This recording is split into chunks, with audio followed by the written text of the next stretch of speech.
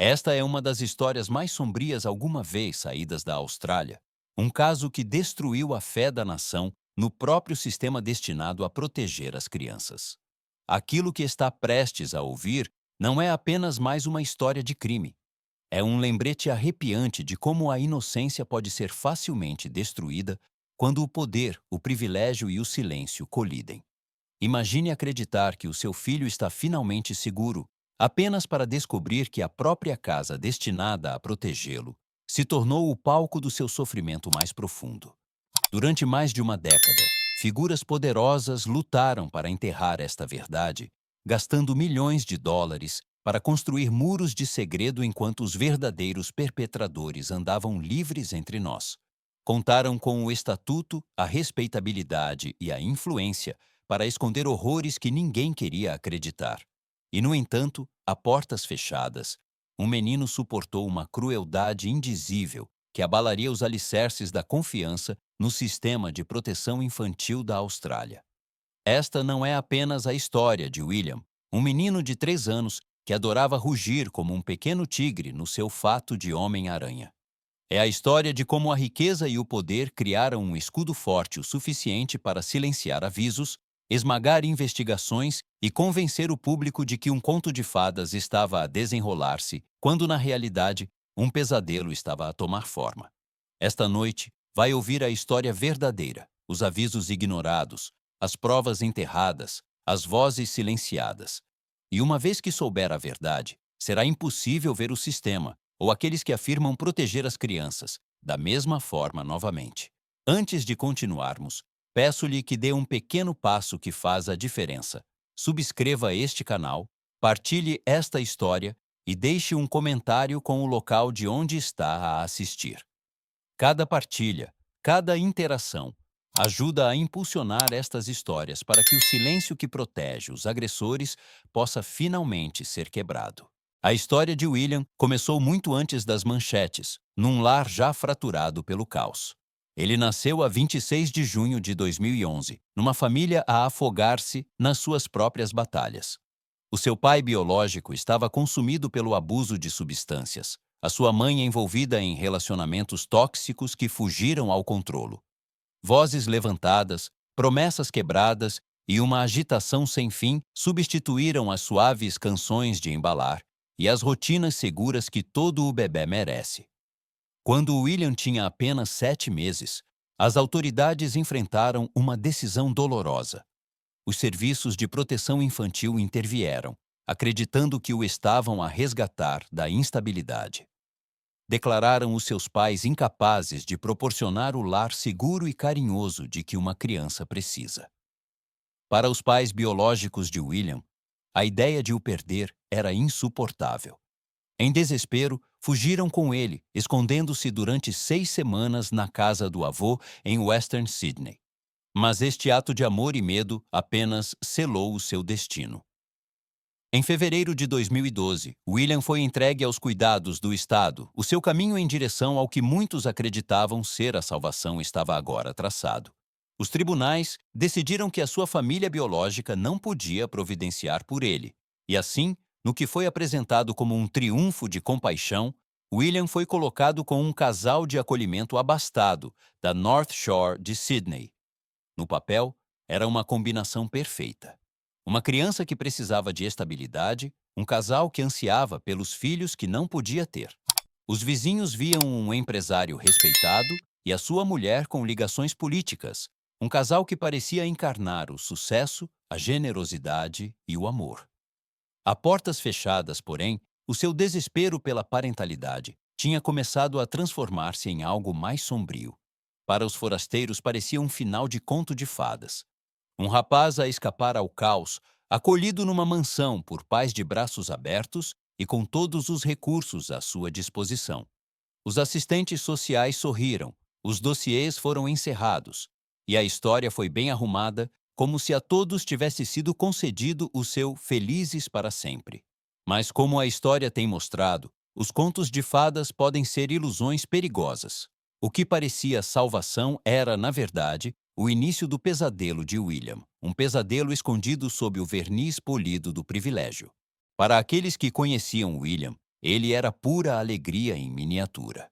O seu riso podia preencher uma sala, a sua energia parecia infinita e a sua imaginação transformava cada canto da vida numa aventura. O seu jogo favorito era fingir ser um tigre, soltando rugidos brincalhões que faziam a sua irmã de acolhimento ter ataques de riso. E, acima de tudo, ele adorava o seu fato vermelho de Homem-Aranha, uma pequena armadura que o fazia sentir invencível. Com esse fato, ele acreditava ser um super-herói, pronto para enfrentar o mundo. Mas enquanto William irradiava a inocência, a sua mãe biológica, a quem ainda eram permitidas visitas supervisionadas, começou a ver falhas na fachada perfeita. A cada 2 meses, ela tinha algumas horas preciosas com o filho, e cada vez o seu coração apertava com uma sensação de desconforto. William chegava muitas vezes com hematomas sem explicação, narizes a pingar que nunca pareciam curar, e roupas que não se adequavam ao tempo. Os instintos de uma mãe raramente estão errados. Ela escreveu cartas às autoridades, implorando para que investigassem. Descreveu os seus medos em detalhe, suplicando que o seu filho não estava tão seguro como o sistema queria acreditar. Mas quem ouviria uma mulher já rotulada como inapta para criar o seu filho? As suas palavras foram arquivadas, descartadas como a paranoia de uma mãe falhada. O casal de acolhimento abastado, polido e respeitado era visto como acima de qualquer suspeita. O corte mais cruel de todos veio nas próprias palavras de William. Numa visita, ele já não a chamava de mãe. Em vez disso, chamava-a de mãe biológica. Um rótulo estéril que revelava como a sua identidade estava a ser reformulada, como o laço entre eles estava a ser lentamente apagado. Pouco a pouco, o seu verdadeiro eu estava a ser despojado, deixando para trás um menino apanhado num mundo onde a sua voz não importava, e as pessoas que o deviam proteger optaram por não ouvir. Era apenas o começo. O que a sua mãe sentiu nessas curtas visitas foram fracos sinais de alarme de algo muito pior, sinais de uma tempestade prestes a arrebentar. Com o passar dos meses, o menino alegre no fato de Homem-Aranha começou a mostrar sinais preocupantes que ninguém deveria ter ignorado. O sistema registrou-os, mas nunca agiu verdadeiramente. William foi levado às pressas para o hospital com um olho negro, a explicação ensaiada e clínica. Tinha caído contra uma mesa. Os médicos registraram a lesão, mas não fizeram mais perguntas. Afinal, as crianças caem o tempo todo, não é verdade? Especialmente as mais vivas como o William. Mas este não foi um acidente isolado. Era parte de um padrão que se tornava mais sombrio a cada relatório. Os assistentes sociais documentaram a crescente frustração da mãe de acolhimento. Na sua linguagem, era apresentada como dificuldade em gerir o comportamento. Mas por trás dessas palavras burocráticas estava uma realidade arrepiante. Ela estava a perder a paciência com o menino que outrora tanto desejara. O seu tom endureceu, a sua tolerância desapareceu, e em vez de amor, William encontrava cada vez mais frieza e controlo. Os vizinhos também mais tarde recordariam uma estranha tensão na casa. Algo na energia da família não se alinhava com a fachada perfeita que apresentavam em público. O que deveriam ter sido cenas de calor e riso, muitas vezes, carregavam uma sensação de desconforto, como se a alegria estivesse a ser encenada em vez de vivida. Por volta de 2014, as visitas de William à sua mãe biológica tornaram-se ainda mais alarmantes. Ela via hematomas que nenhum bebê deveria ter, roupas que não serviam, e uma criança cujo brilho parecia esbatido após cada estadia com a sua família de acolhimento. Ela escreveu mais cartas, novamente implorando por ação. Mas a hierarquia de confiança era clara. A voz de uma mãe biológica em dificuldades nunca superaria a imagem de um casal abastado e respeitado. A inocência de William estava a desaparecer sob o peso de uma crueldade que não deixava cicatrizes visíveis para as autoridades dispostas a ignorar. A portas fechadas de uma casa de US$ 1 milhão, o seu espírito estava a ser quebrado, e a sua vida avançava silenciosamente em direção a uma tragédia que ninguém ousava imaginar. 11 de setembro de 2014 deveria ter sido um dia comum. Foi tomada uma decisão de última hora. A família de acolhimento iria de carro para Kendall, uma aldeia tranquila rodeada por mato, para visitar a avó de acolhimento. Para os forasteiros, parecia um ato espontâneo de amor, uma oportunidade para as crianças passarem tempo no campo. Mas, em retrospectiva, os investigadores veriam mais tarde esta decisão como tudo menos inocente. William e a sua irmã de acolhimento ficaram entusiasmados quando foram buscados mais cedo na creche. Conversaram com entusiasmo sobre a viagem, sem saber que estavam a entrar no capítulo mais assombroso das suas curtas vidas. A casa onde chegaram era pacífica, escondida numa rua sem saída, protegida por árvores. Para os vizinhos, parecia o local perfeito para um retiro em família. Mas naquela noite, vários recordaram uma tensão perturbadora. O pai de acolhimento parecia distraído, a mãe de acolhimento invulgarmente controladora. Uma escuridão pairava no ar, invisível para todos, mas palpável para quem estava perto. Na manhã seguinte, 12 de setembro, amanheceu claro e brilhante. Um dia de primavera que deveria ter sido preenchido com o riso das crianças. Em vez disso, seria lembrado como um dos dias mais sombrios da história da Austrália.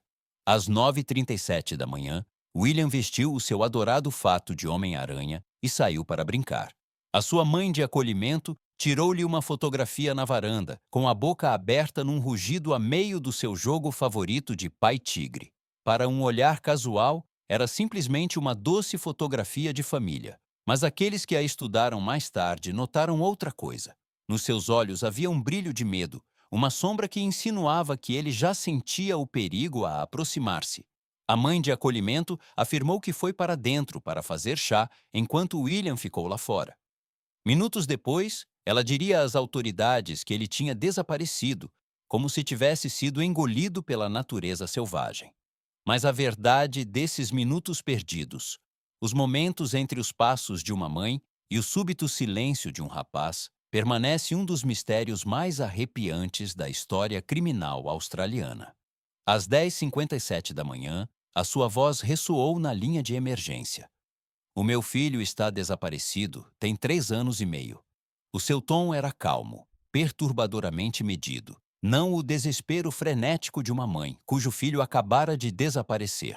Nenhum pedido de ajuda, nenhuma descrição ofegante do que ele estava a vestir. Apenas um relatório controlado e calculado. Para ouvidos experientes, soava menos a pânico e mais a encenação. Quando a polícia chegou 9 minutos depois, a narrativa de uma criança desaparecida já estava em andamento. Mas o que eles encontraram não foi um simples desaparecimento. Foi a cena de abertura de um dos encobrimentos mais elaborados da história da Austrália. Quando a polícia desceu sobre Kendall, o caso foi imediatamente tratado como uma investigação de criança desaparecida. Mas em vez de começar com a possibilidade mais óbvia de que William tinha sofrido danos dentro do círculo familiar, o inspetor detetive Gary Jubelin fez uma escolha fatídica. Ele abraçou a teoria de que um estranho tinha raptado o rapaz, uma teoria que dominaria as manchetes, consumiria milhões de dólares e levaria os investigadores a um caminho de ruína. Jubelin era um detetive de homicídios experiente com reputação em grandes casos, mas a sua fome por atenção mediática e a sua certeza na teoria do rapto cegaram-no para a verdade que estava à vista de todos. Em vez de escrutinar a família de acolhimento, ele virou o seu foco para o exterior, perseguindo sombras no mato e procurando um predador sem rosto que nunca existiu. Esta obsessão rapidamente encontrou um alvo, Bill Spedding, um reparador de máquinas de lavar local que tinha visitado a casa da avó de acolhimento apenas 3 dias antes de William desaparecer. Era um homem comum a viver uma vida tranquila, mas para Jubelin, a sua presença perto da propriedade era toda a prova de que precisava. Apesar de não ter provas, testemunhas, nem motivo lógico, Spedding foi arrastado para o centro das atenções como uma pessoa de interesse. O que se seguiu foi um pesadelo. A sua casa foi revistada repetidamente, a sua fossa cética drenada, a sua vida privada desfeita. Jubelin orquestrou um espetáculo público, exibindo Spedding perante as câmaras, garantindo que o seu rosto seria para sempre ligado a um dos crimes mais horríveis da Austrália. Durante anos, Spedding suportou humilhações, ameaças e o peso de acusações que destruíram a sua vida. Mas a verdade acabou por surgir. Ele nada tinha a ver com o desaparecimento de William. De fato, as acusações levantadas contra ele desmoronaram-se em tribunal, revelando-se construídas sobre bases frágeis e desespero, em vez de factos. Em 2022, após quase uma década de tormento, Spedding recebeu milhões em compensação por acusação maliciosa. No entanto, enquanto a vida de um homem inocente era destruída, os verdadeiros perpetradores permaneciam intocados. A família de acolhimento, protegida pela riqueza, reputação e ligações, continuou as suas vidas enquanto os investigadores perseguiam o homem errado. E com cada ano que passava, a verdade escorregava ainda mais para as sombras. Durante anos, a história oficial agarrou-se à teoria do rapto por um estranho. Mas em 2020, começaram a surgir fendas. Novos investigadores assumiram o caso e voltaram ao básico: examinar as provas sem preconceitos, seguir os factos para onde quer que levassem. O que descobriram foi um rastro que apontava não para um misterioso forasteiro, mas diretamente para a família de acolhimento. As declarações da mãe de acolhimento estavam repletas de contradições. As cronologias não batiam certo. A sua explicação dos acontecimentos na manhã em que William desapareceu mudava a cada vez que a contava. A vigilância revelou mais tarde que ela tinha feito pesquisas na internet sobre cães de cadáver, técnicas de investigação policial e decomposição. Comportamento estranho para uma mãe que afirmava acreditar que o seu filho tinha simplesmente sido levado por um estranho. Gravações secretas captaram verdades ainda mais perturbadoras. A polícia tinha instalado escutas na casa da família de acolhimento, documentando milhares de horas de conversa. Em fita, a mãe de acolhimento podia ser ouvida a abusar verbalmente da irmã de acolhimento de William, intimidando-a com palavras cruéis e agressão física. Estas gravações pintavam um quadro de uma mulher capaz de brutalidade calculada. Um contraste gritante com a sua imagem pública de progenitora enlutada. Em 2021, os investigadores finalmente agiram. A Comissão do Crime de Nova Gales do Sul convocou a mãe de acolhimento para interrogatório obrigatório. Numa sala de interrogatório austera, despojada da sua polida persona mediática, ela cedeu. As suas negações eram estranhamente formuladas, como se ensaiadas. Ela falava não com indignação por ser acusada, mas com a cautela de alguém que guardava cuidadosamente uma mentira frágil. Em 2024, as filmagens desses interrogatórios foram exibidas publicamente pela primeira vez durante um inquérito de óbito. A nação assistiu enquanto a máscara caía. Desaparecera a figura articulada e composta que suplicara ao público por ajuda para encontrar William. No seu lugar estava uma mulher evasiva, defensiva e encurralada pelo peso das provas. Os registros forenses contaram o resto da história. Os dados do telefone mostraram viagens suspeitas a matagais remotos nos dias após o desaparecimento de William. Filmagens de CCTV revelaram o seu carro a percorrer rotas nunca mencionadas em declarações oficiais. Amostras de solo e fibras microscópicas rastreadas até ao adorado fato de Homem-Aranha de William. O conto de fadas de um rapto súbito desmoronou-se sob o peso de fatos frios e inegáveis. A verdade era horrível, mas simples. William não tinha sido raptado por um estranho. Ele tinha morrido na propriedade da sua avó de acolhimento, e o seu corpo foi descartado para proteger reputações e manter a guarda de outra criança. Durante anos, a verdade tinha sido escondida não por sombras na floresta, mas por mentiras dentro das paredes de uma casa de família. William nunca teve a oportunidade de crescer, de começar a escola, de viver a infância que toda a criança merece. Em vez disso, o seu fato vermelho de Homem-Aranha tornou-se um símbolo de algo muito mais sombrio, um lembrete de quão vulneráveis as crianças realmente são, quando os sistemas destinados a protegê-las são comprometidos pela riqueza e pelo poder.